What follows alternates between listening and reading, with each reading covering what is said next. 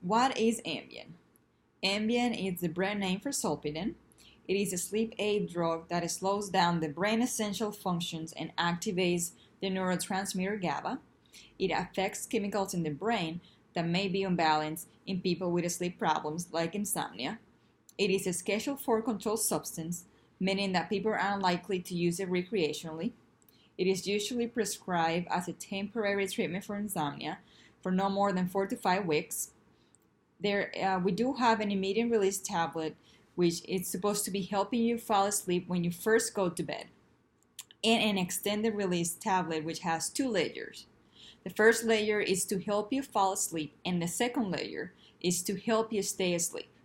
It was initially marketed as an alternative to benzos, with less addictive properties and less potential to overdose.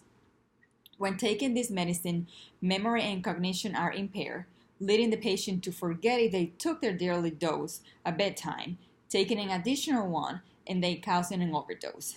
The incidence and prevalence of the disorder. The number of emergency room visits increased by 220% between 2005 and 2010. According to the National Survey on Drug Use and Health, more than 500,000 people in the United States currently abuse Ambien, and approximately 38 million prescriptions for Zolpidem or Ambien were written between 2006 and 2010. A person is said to be addicted to Ambien according to DSMV if they are taking the drug for longer than intended, if they had unsuccessful attempts to cut down, and if they have any compulsive desire to obtain the substance.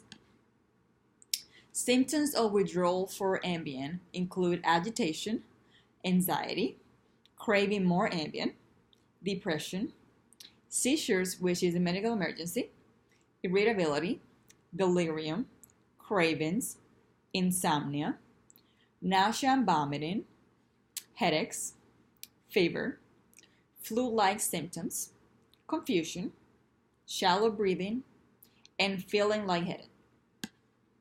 Evidence-based treatments to combat Ambien addiction.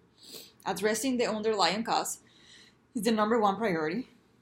Using quetiapine to help wean the client off Ambien to decrease the withdrawal symptoms. You should never stop the Ambien without having a treatment plan. Using the 12-step meetings, which was created for alcohol addiction by other addiction support groups, like the one for Ambien, adapt the steps to their own needs.